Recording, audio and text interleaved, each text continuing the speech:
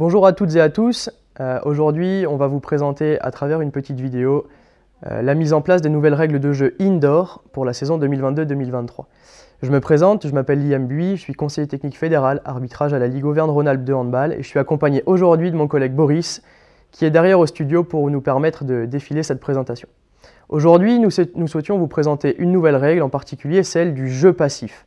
Comme vous le savez, le jeu passif va passer maintenant de 6 passes à 4 passes à partir du moment où l'arbitre aura mis le geste d'avertissement. C'est-à-dire que l'équipe doit montrer une intention claire de progresser vers le but dès l'avertissement du jeu passif montré. S'il n'y a pas d'intention claire, l'arbitre pourra très bien siffler au bout de 2 ou 3 passes s'il estime que l'attaque ne fait pas ce qu'il faut.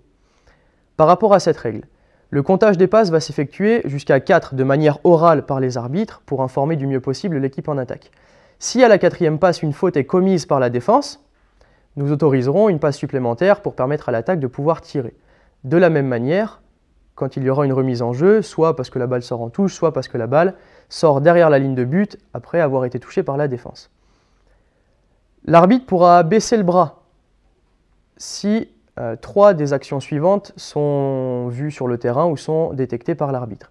La première action, c'est que à partir du moment où il y a jeu passif et que le ballon touche le gardien de but ou le poteau, le bras de l'arbitre se baissera. Si jamais, dans la deuxième situation, une sanction disciplinaire est accordée en faveur de l'attaque, donc à un joueur ou une joueuse en défense, l'arbitre baissera aussi son bras. Ça, c'est les 2 éléments très importants. Donc la première partie sur le poteau, la deuxième sur le gardien de but et la troisième par rapport à une sanction disciplinaire. Le jeu passif s'annulera. Ça, c'est les 3 éléments à prendre en compte. Au niveau des arbitres, soyez très rigoureux dans l'avertissement du jeu passif. Attendez bien qu'un joueur ait la balle entre ses 2 mains pour lever le bras. Ça vous permettra de pouvoir décompter les passes de la meilleure manière possible ensuite. D'accord ? Essayez de privilégier un moment où un attaquant ne va pas vers le but aussi.